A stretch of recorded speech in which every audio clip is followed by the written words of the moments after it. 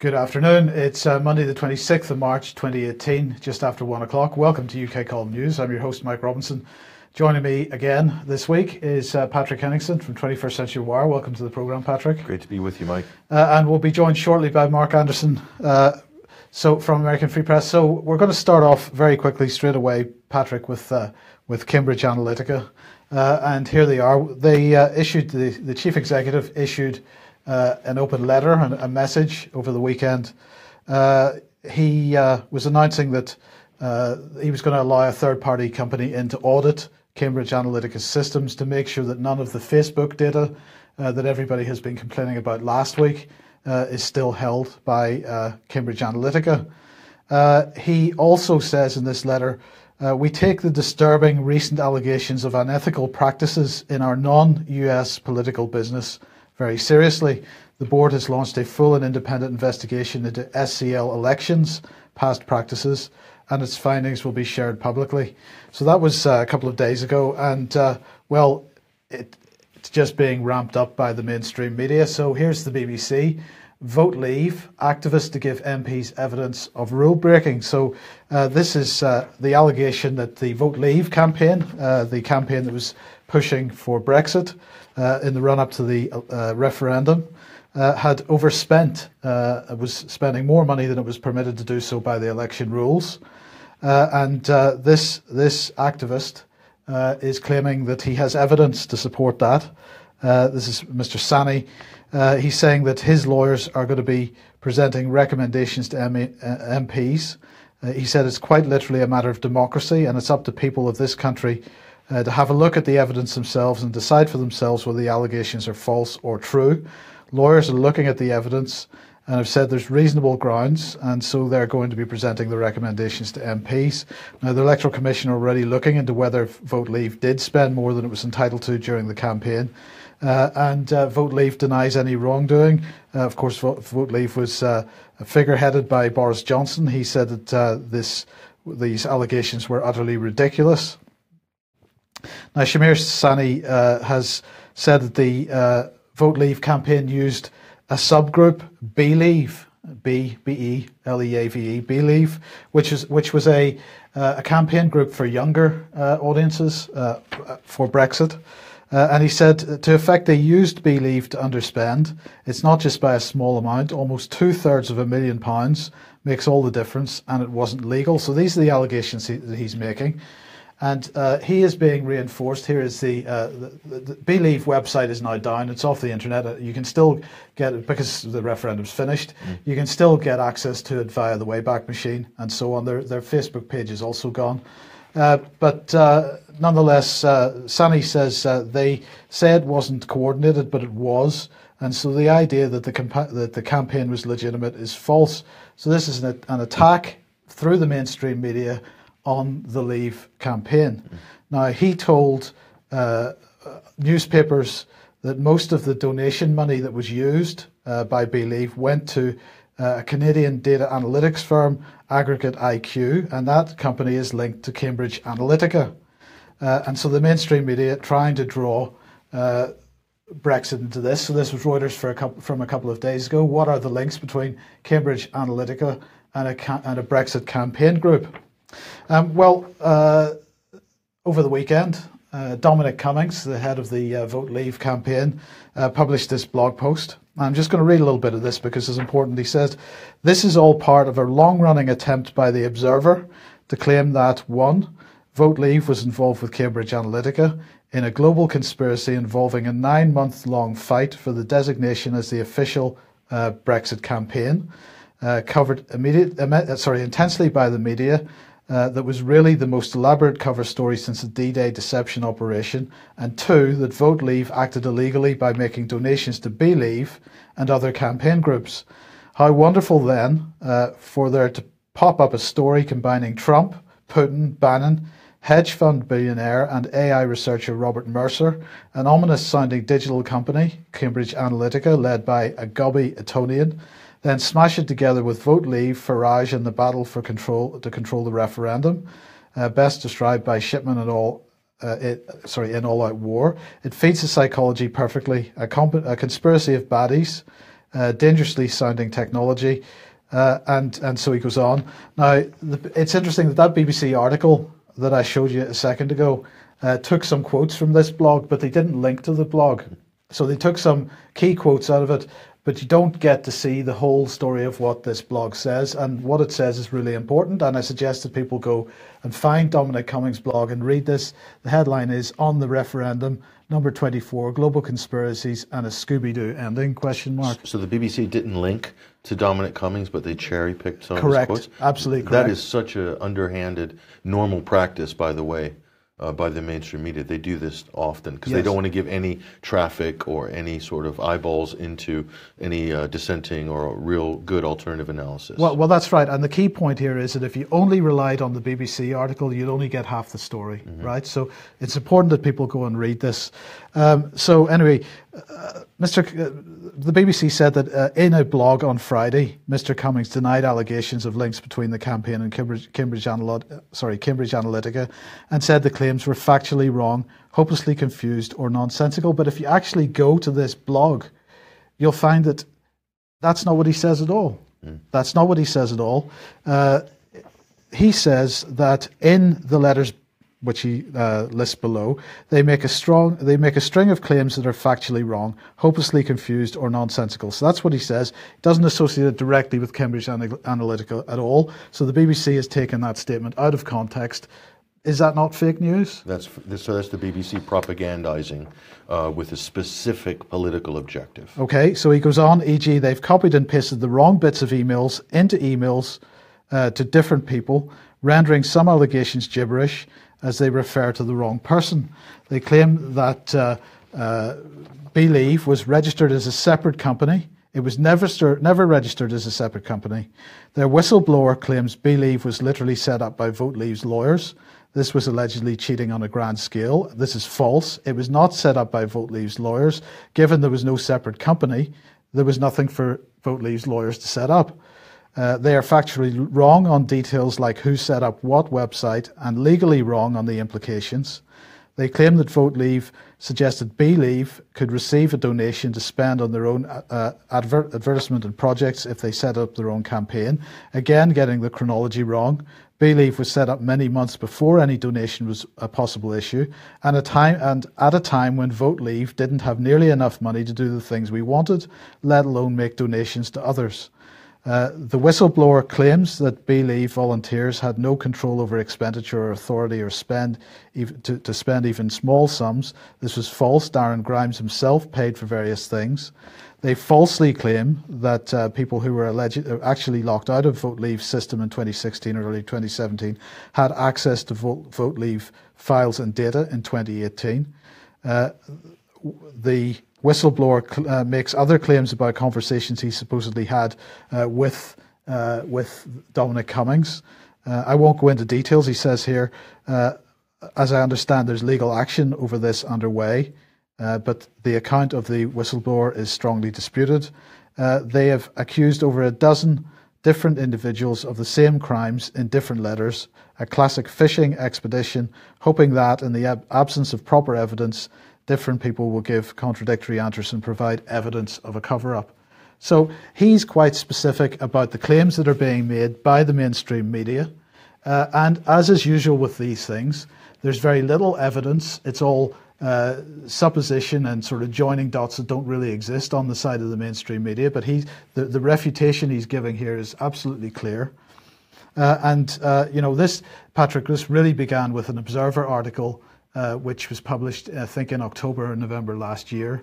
And it's been building and building ever since. And he's absolutely right. What they seem to be trying to do here is to build connections between Cambridge Analytica and the fact that Trump ended up being elected, Cambridge Analytica, and the fact that Brexit was a successful campaign.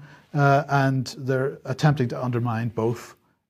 This is the most unbelievable propaganda matrix being built here. So this is the new trend in mainstream media. So what the BBC does and what other mainstream media outlets do now is they make the accusation and then hope to sort of generate some kerfuffle as a result, and then hopefully people will come in and add more information to sort of construct or fabricate some sort of an actual case, or hoping to get some evidence to reinforce the official conspiracy theory. So the mainstream media are in the business of creating conspiracy theories. But what on the political side, Mike, what they're doing is they've created a whipping boy on the right.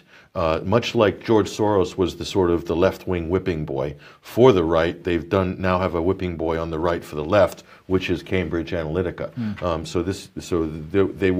This will be, which is, let's remember, it is their own asset. Yes, with the connections into the deep state from Cambridge Analytica and SCL are just. It's not partisan. No, it's everywhere. It's in military, it's in government agencies, and we will detail more of this in the coming days and weeks. Okay, let's move on to Labour and Jeremy Corbyn. Now, Labour is putting out a new policy document today. It's all about international development. It's a new plan to deal with the Conservative Party's international development policies, they say, and it's being put forward by the Shadow International Development Secretary, Kate Osamor. It's coming in a paper called A World for the Many, Not the Few, and it's going to include plans to triple funding for women's groups, grassroots women's groups internationally, and this is being promoted in the various politics coverage that I've seen as being mainly supporting women's campaigns around the world and so on. International development budgets, according to Kate Osamor, can do more than just reduce the world's symptoms of an unfair world and so on. But here's the key point here. In this document, they are going to announce that they will stop funding to the Conflict, Stability and Security Fund and replace it with a transparent peace fund, as they're calling it. So I find that a fascinating development, Patrick, that the Labour Party seems to have taken on board the criticisms of the Conflict, Security and Stability Fund and have decided that it's not fit for purpose. Now, if you remember 2 or 3 months ago, the Tory party had seemed to have accepted the criticism of that fund and had stopped it. But within a few weeks, it was restarted again. Kate Osamor is the Shadow Secretary for Development for Her Majesty's opposition, the Labour government. She actually came out, one of the first people to really come out and sort of challenge the Conflict and Stability and Security Fund. Where is the money going? Is it going to terrorists in Aleppo? Is British public money going to fund parallel government structures in terrorist-held areas? And it's proven that it was by not just by our investigation with Vanessa Beeley at 21st Century Wire, but also this was alluded to, although not gone all the way, by the BBC themselves, by Panorama. Just scratched the surface of it, just enough to say they touched it without going too deep. No surprise there. So Kate Osamor also outlined this in her op-ed, which was published by The Guardian, in fact. So she is definitely taken a lead position on this, so I'm not surprised to see this, Mike. So perhaps unsurprising then, because this is being announced today, this organisation, let's see what it's called, the Board of Deputies of British Jews, has published an open letter here, Patrick, as you can see. They're calling it enough is enough, and they're saying that Jeremy Corbyn is not doing enough to tackle anti-Semitism in the Labour Party. Now, of course, Corbyn himself said he's sincerely sorry for the pockets of anti-Semitism that he admits exist in the Labour Party. But I'm fascinated at the timing of this, particularly in light of this report and this new strategy with regard to the Conflict, Security and Stability Fund. So this letter, drawn up by the Board of Deputies of British Jews and also the Jewish Leadership Council, they've said that there have been repeated institutional failures within the Labour Party to address anti-Semitism. They've accused Corbyn of being unable to seriously contemplate anti-Semitism because he is so ideologically fixed within a far-left worldview that is instinctively hostile to mainstream Jewish communities. And they say that he has sided with anti-Semites either because of the far-left's obsessive hatred of Zionism, or a conspiratorial worldview in which mainstream Jewish communities are believed to be a hostile entity, a class enemy. Well, they also, by the way, as I just briefly showed you there, have decided to have a meeting outside Parliament this afternoon, just before the Labour Party meeting, which is going to take place inside Parliament, to launch this report. So, you know, really, what are they saying there? The Labour Party has sided with anti-Semites because of the far left's obsessive hatred of Zionism. Look, this is really pretty unfair, and there's no justification for it whatsoever. Jeremy Corbyn has made no secret of the fact that he's pro-Palestinian, that he is criticizing the Israeli government's behaviour in the region. Policy. It's a policy behaviour. Government policy. It is not an anti-Semitic stance that he's taking. No, the sad thing about this campaign, which is a bit of a canard, anti-Semitism in the Labour Party, they're wanting to squelch any criticism of any of the policies of the State of Israel.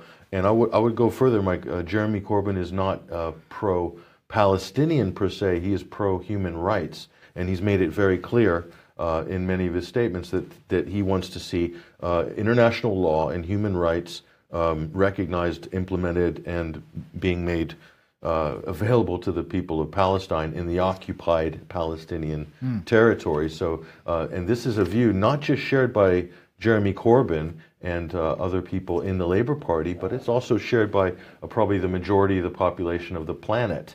So I find it this is a political attack campaign. I personally think, Mike, this is about hurting labor. It's not about stamping out anti-Semitism. This is about killing any chance for Labour, or Jeremy Corbyn specifically, to ascend to the prime ministership, maybe in the next general election. That's what I think this is really about, because what that means is if Jeremy Corbyn becomes prime minister, there'll be potentially a massive shift in foreign policy in the West. Maybe there's a chance for non-interventionism, or maybe there's a chance to reverse the debacle which the US, the UK, and France and others have unleashed in Syria, where they've actually destroyed that country since 2011 with their support for proxy terrorist forces there and just general subterfuge. So that's what I think it's about.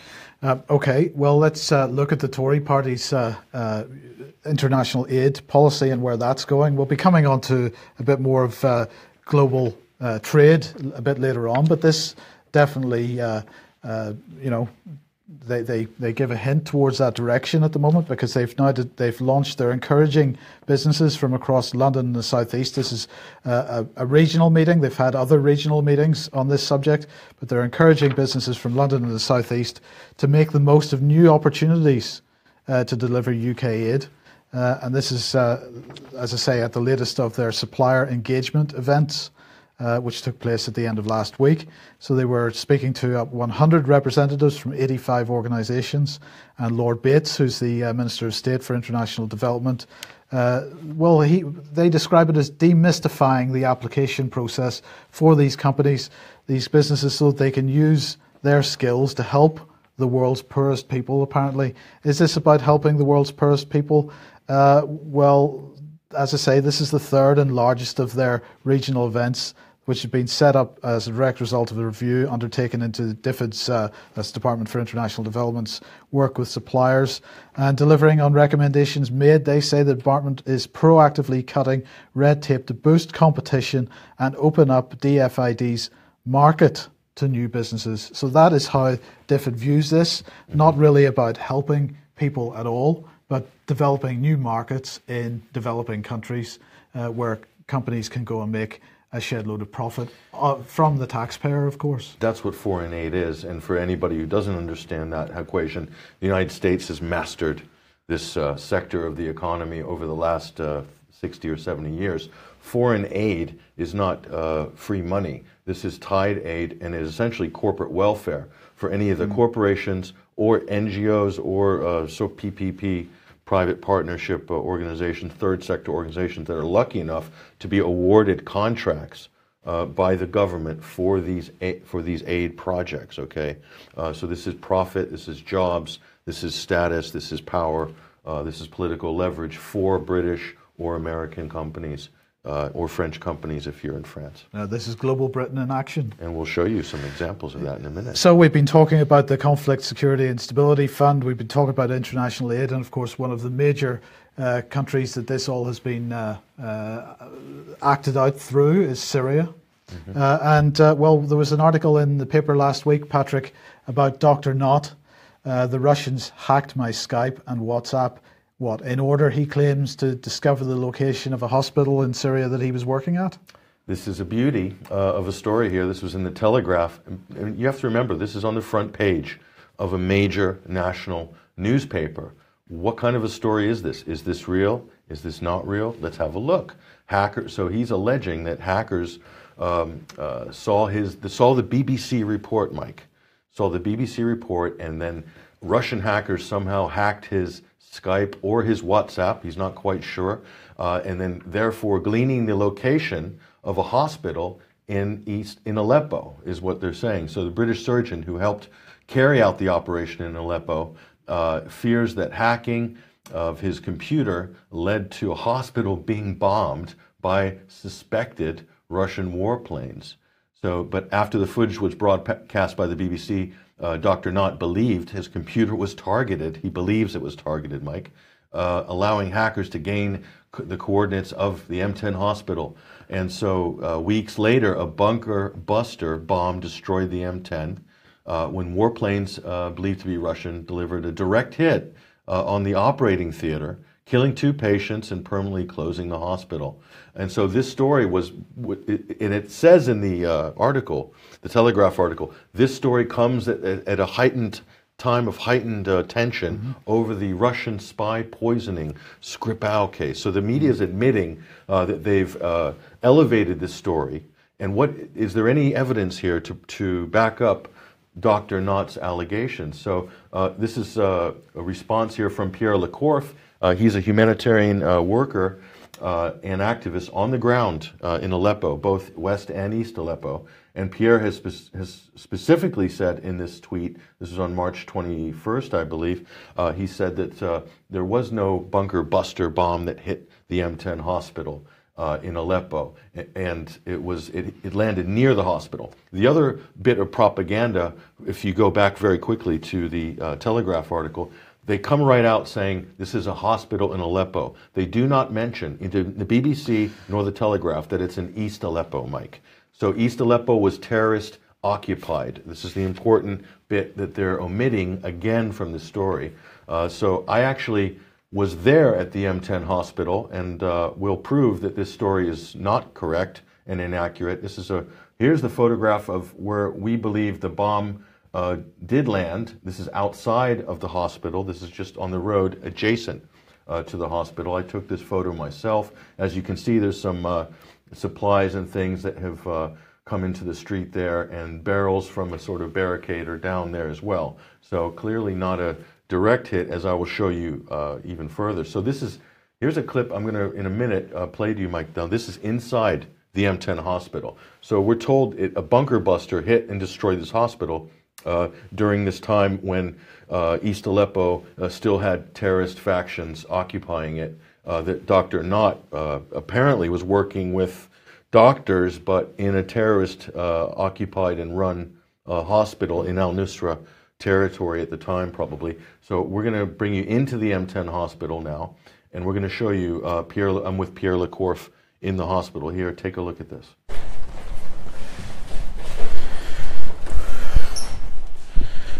All right. Aleppo, hold that sign up here. Yeah. Hold that poster up, perfect. Let me get a shot of that. Wow. One terrorist from this is terrorist from Libya, and you know what they're saying?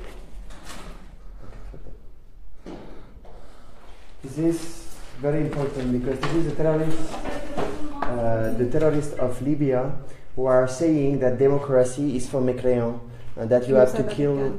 Yes, this is so all the organization from this hospital, and this is the terrorists from Libya saying that democracy is for mécréants and that you have to fight in the name of Allah, the mécréants, because democracy is like being God instead of God. So you have to follow the way of Allah. Everything else is being a kafir, and kafir is a threat for Islam.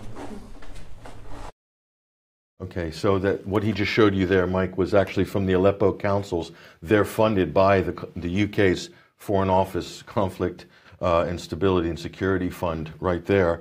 And they're represented in that terrorist-occupied hospital. Also, I'm going to point out, everybody knew where that hospital was. This was one of the major trauma centers in the whole city. In fact, if you go 20 kilometers in either direction, everyone will tell you exactly where the M10 hospital is, even before the terrorist occupation, and because it was run by the Syrian Red Crescent. So it's a very famous hospital. So for Dr. Knott to say that there was a secret location, that people didn't know where this hospital was, that's just wrong, actually. So.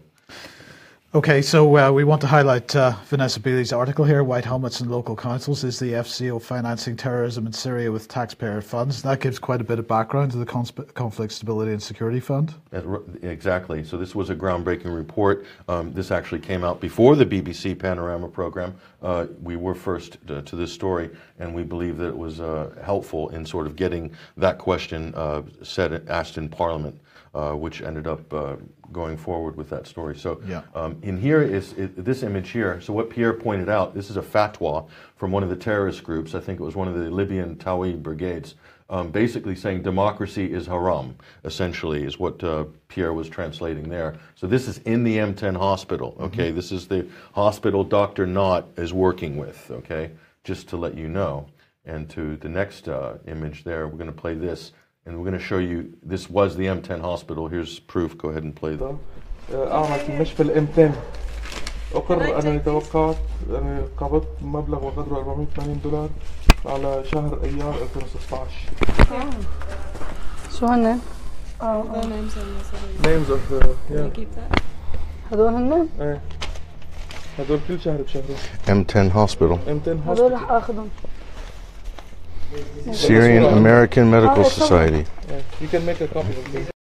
So that's pretty clear, Patrick. Yeah, and the Syrian American Medical Society has also received support from USAID, among other U.S. government organizations. So, And who else was there then? well, we also have the Qatari Red Crescent, and we'll show you an image of that later, but also Médecins Sans Frontières was also supplying this hospital. And I was in the basement of the M10 hospital, and I'll show you some footage of MSF, Médecins Sans Frontières, supplies into this terrorist-held hospital, the M10 in East Aleppo. There's Médecins Sans Frontières, French charity. There's so many of these hospitals who were apparently MSF-supported hospitals, they called them. So I guess they supplied them. Project Aleppo Support and Assessment. Wow. And this is a terrorist-held hospital, M10, in East Aleppo. M10 hospital. MSF, Doctors Without Borders. Médecins Sans Frontières. So that's Médecins Sans Frontières, but anybody that criticizes Médecins Sans Frontières gets a very hard time from many, many different areas, particularly in the mainstream media. Absolutely, because it's seen as a sort of untouchable brand in terms of charities and so forth. So here's the Qatari Red Crescent. They're not supposed to be operating there. This is paperwork that we found. And we also learned from Pierre that operatives had removed the stickers of the Qatari Red Crescent after the liberation, have come in to sort of scrub up, but they didn't get everything. We got some of the paperwork here. So Qatar clearly also supporting this effort in terrorist-held East Aleppo. There's the paperwork right there. So in the next thing we're going to show you is, what else have we got? Video. Images. Okay, now this is to give you an overview. I am at the M10 hospital, and you'll be able to see exactly how close it was across the road, in fact, from the Al-Nusra command center in this section of Al-Shakur in East Aleppo, okay? And right behind the Al-Nusra command center was the White Helmet Center. Have a look. It's the entrance to the M10 hospital, terrorist-held hospital, East Aleppo. There it is. That's the official entrance. There's the guard tower, or the guard shed. And, there it is, right across the street from Al Nusra and the White Helmet Center in East Aleppo. There it is, M10 Hospital. This used to be one of the biggest trauma facilities in Aleppo, and it was then occupied and taken over by armed terrorist groups, and used as probably one of their main triage centers for fighters here in East Aleppo.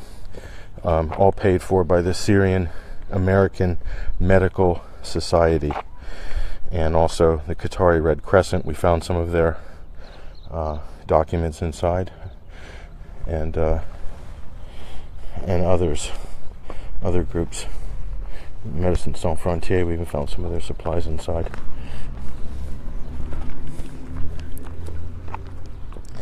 That's it. That's an Al Nusra. So, that's pretty clear. It kind of, the story should speak for itself, Mike. So you're asking, is this prop or not? Well, here is the story. The Telegraph and the BBC. Is this a real story? Is there any evidence to say, A, that Russian hacked this doctor's computers and bombed this hospital? In fact, dropped a bunker buster. As you can see, I showed in my footage, Mike, there was no bunker buster dropped on the M10 hospital. So going back there, Mike, what is this? Well, it can only be one thing, Pat. It's fake news. Fake news, yeah. Fake news. So we've got to ask, is the British media, is it in breach of the Terrorism Act in the UK? Because they're apparently pushing forward terrorism or terrorist-related narratives. They're also embedded with terrorists when they report from Syria and other countries. So media on trial in Leeds on the 27th of May, which is a Sunday. Get more details, get tickets from mediaontrial.uk. It's £10 for tickets. There are concession tickets for people that need them. Really, for the price of this, everybody needs to be going to this event. And as you can see by the image there, Mike, the queue has already started. Well, absolutely. That's absolutely. So. You better be quick. And let's also mention the UK Columns Dying for Good Health Conference in the Albert Hall in Nottingham on the 12th of May. This has got a fantastic list of speakers. The event page is on the UK Column website now. You can get your tickets there as well. Dr. Lucy Reynolds, Dr. Bob Gill, Dr. Jacqueline Lang, Dr. Yusuf El-Gingdi, Dr. Sarah Gangoli, Dr. Graham Downing, Dr. Patrick Quanton, and Dr. Mark Jones are all speaking at that event. Get along to it, and please help us promote this event. AV9 on the 4th to the 7th of May in the Horwood House Hotel near Milton Keynes. You're speaking at it. Alex Thompson, Brian Gerrish are speaking at it, and a number of other fantastic speakers. So we're looking forward to that as well, Pat. That's going to be great. And also Jay Dyer will be also speaking, from author of Esoteric Hollywood from the United States. Yes. So very excited about that. Okay, now let's move on and bring Mark Anderson into the program at this point. And Mark, we mentioned this article a week or so ago. This is from Politico. Europe fears Trump is out to kill the World Trade Organization. A fascinating article, because what they are suggesting is that the Europeans are concerned about Donald Trump's tariffs that he seems to be wanting to put on foreign sourced steel and aluminium. But as you read down this article, what they seem to be talking about more than that is concerns over the possibility that Trump is out to get the World Trade Organization, and particularly the dispute resolution mechanism, which gives the World Trade Organization jurisdiction over certain trade matters. Yeah, this is very interesting, guys. I was reading through this, and interestingly enough, Richard Haass, the president of the Council on Foreign Relations, recently addressed the House of Lords panel led by Lord Howell. And what he told the panel, Richard Haass told them, was that due to the advent of the Trump presidency, that there seems to be a pulling away from the global order, the liberal rules-based world order that came out of World War II, which is the touchstone of the current globalist, internationalist one world regime in terms of trade, in terms of military, in terms of monetary systems. And Trump is, according to Haass, according to what he told the House of Lords, pulling back from the TPP, pulling back from NAFTA, and as we're talking about here, Mike, pulling back from the WTO and creating waves. Now, one can argue how genuine Trump is about really pulling out of these things along with the Paris Agreement. Is this just a bunch of dialectics? Is this just a bunch of dodgy things going on? But Richard Haass, head of the CFR, seemed to be taking Trump at face value, that Trump is challenging the system on all these fronts, and that the 70-year-old rules-based liberal world order, including the IMF, the World Bank, and the WTO that came out of the Bretton Woods Agreement, that all of that was fraying around the edges. So in the WTO realm, according to this article, which came out of Politico, Trump is, basically trying to exert a lot of leverage. He's trying to go it alone. He's holding the system hostage. And now they're even going so far as to say that Trump is trying to basically trash the WTO's investor dispute system, the investor dispute tribunals, and that he's really rebelling against the whole WTO regime. And that's the trade commissioner for the EU, Cecilia Malmstrom. She reckons that Trump is not just rebelling, but trying to bring a wrecking ball to the whole WTO system.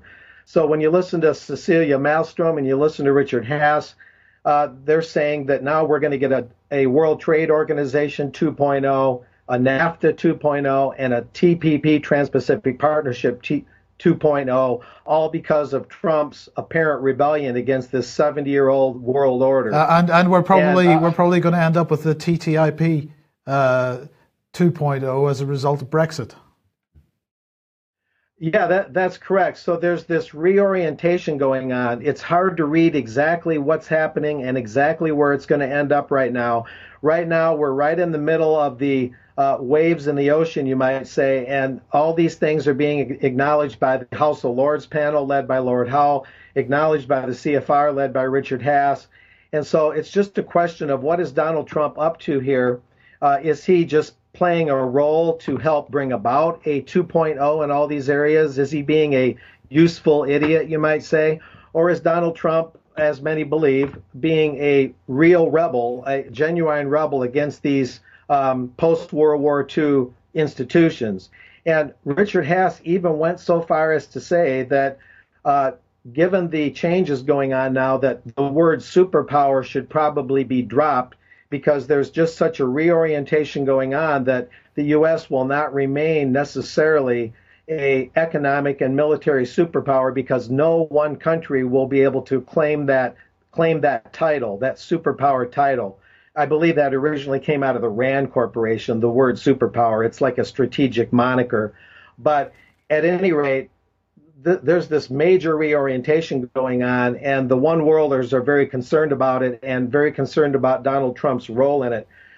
As I recently wrote on the UK Column website, there's this new investor court system, the ICS, that's replacing the old investor state dispute mechanism, and they're trying to make the new system universal. So one thing that could come out of this is a acceleration of making the investor court system, entrenching that and embedding that around the trade regimes around the world in a faster pace to try and hold everything together, because the old dispute tribunal is falling apart.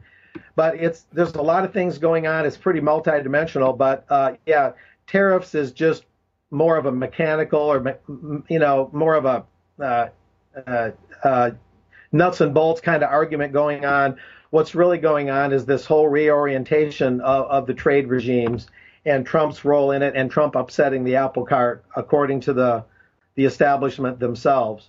So it's pretty interesting, and there's a lot to watch for in terms of where all this is going to end up. Yeah, okay, thank you for that. Now let's just bring Lord Ahmed in, because Mark, you mentioned useful idiots. Well, he certainly is one. On Friday, apparently the United States indicted 9 employees of the Mabna Institute based in Iran, allegedly for a global hacking campaign which targeted universities, including in the United Kingdom.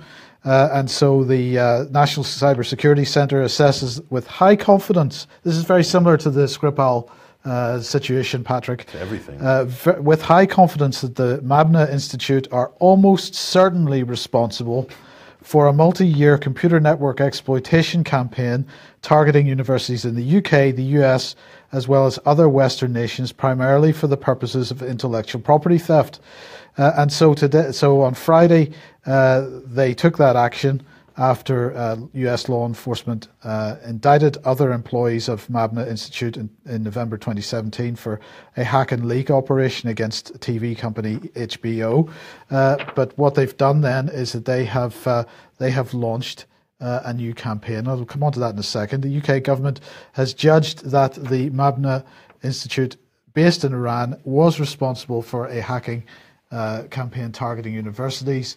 And so they say that they welcome US indictments. Lord Ahmed says this. It demonstrates our willingness and ability to respond collectively to cyber attacks using all levers at our disposal. And so they are, well, what are they going to do? Well, here's one of the things that they're going to do. They are going to launch a cybersecurity export strategy. And Liam Fox has done that today. And he said that today's strategy will help the UK's 800 cybersecurity companies win contracts that provide security for high-profile international buyers and protect networks across the world. UK cyber exports total £1.5 billion in 2016. He wants to see that going up. So this strategy follows the Department for Digital Culture, Media and Sports investment in 2 world-class cyber innovation centres in Cheltenham and in London. And this groundbreaking partnership between government and tech startups will develop world-leading technologies to protect the UK and organisations overseas from cyber attacks. Now, what I want to get from you in a second, Patrick, and from Mark is an idea of what your thoughts are on this. Because we're seeing these so-called groundbreaking partnerships between governments and the private sector, between the government and the private sector being developed in many areas. This is just one of them. But anyway, just to finish this off, what they're saying here is that the cybersecurity export strategy sets out 3 commitments from the Department for International Trade to UK cyber companies. 1, in priority markets, Department of International Trade will act as a trusted advisor to support UK companies bidding for major opportunities, primarily selling to overseas governments and critical national infrastructure providers. Number 2, they will curate bespoke offers for the top buyers in these sectors worldwide, running trade missions and pitching UK companies to address identified capability gaps. And 3, to showcase the best of UK cybersecurity. Updated branding and marketing will be developed and deployed around the globe alongside cybersecurity content on great.gov.uk. Now, the point I made to you earlier, Patrick, was that this isn't about steel widgets, right? If this was about steel widgets that somebody was going to use in a bridge, then I could understand maybe the government assisting developing a market or whatnot. But what we're talking about here is something which private companies, which may or may not have extremely tight, close links into GCHQ and MI6 and the British deep state. And so what we seem to be saying here is the government acknowledging that they are helping to promote potentially technologies which will help the government actually with their foreign policy or their spying operations or whatever it is in foreign countries. Am I being too cynical or too silly about this? I can't imagine what the sort of tech cybersecurity startup boom in Cheltenham would have anything to do with GCHQ. That's just a wild conspiracy theory there, Mike. But it's not only that; it's about exporting British personnel to do essential infrastructure security in overseas countries. This is what the United States has been doing this for years. This is called outreach. And this is how the CIA has developed a whole network of front companies internationally in every single country pretty much on the planet and created this very robust intelligence gathering network. But when you add this in with the age of super surveillance and big data gathering and processing, this gives another dimension to this intelligence network. I think, in terms of the 5, 6, 7, 8 eyes, 9 eyes system, 100 eyes, 200 eyes, a corporatized version of what the state's doing. It's morphing with various corporate entities here to create a massive network. Mark, briefly, thoughts? Well, I would concur with Patrick. Yeah, it's sort of the electronic version, or the surveillance version of what the U.S. has done militarily. We export democracy, we export our military, we patrol the globe. The CIA for years has built this spy infrastructure, and what you're describing here seems to follow suit with that.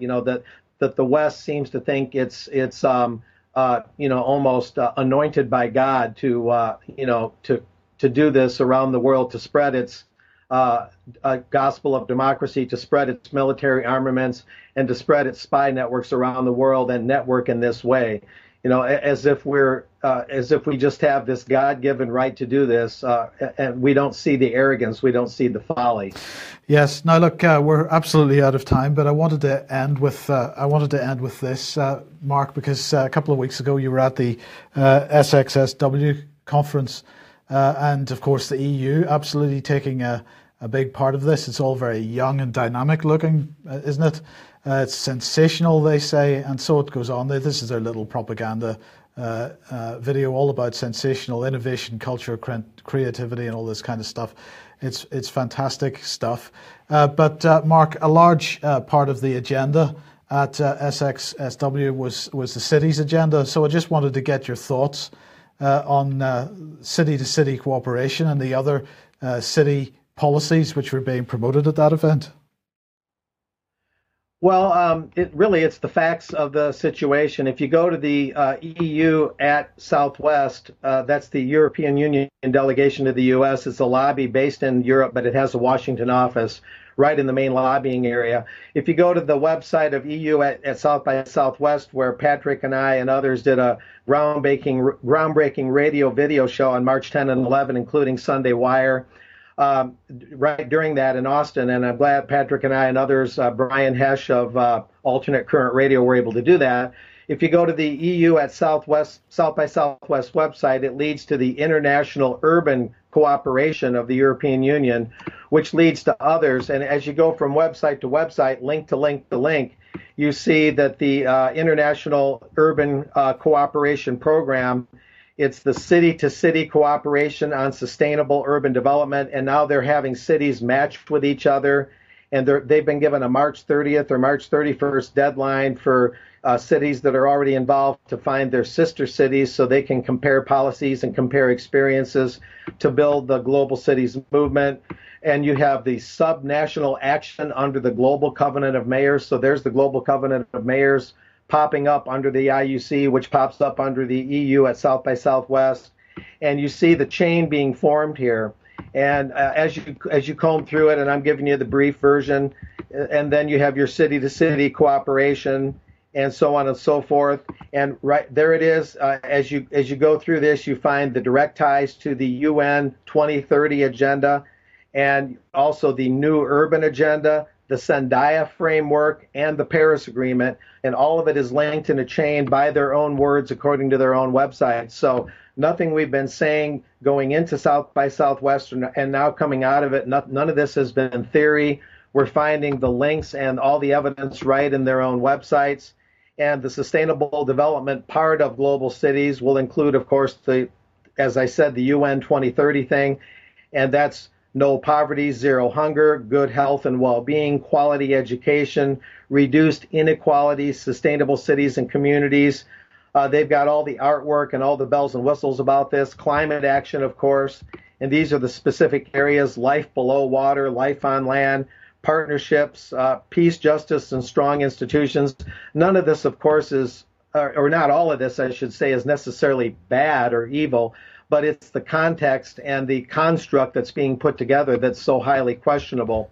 And I think when Richard Haass of the CFR told the House of Lords that the global system, the 70-year-old global system in the wake of World War II is starting to fray around the edges, the global cities movement is the way that they're coming at this to sort of arrest that decay and try and put the one world system back in order by leaving the upper level and now going to the cities level and working it from the bottom up rather than the top down, because the top down is failing.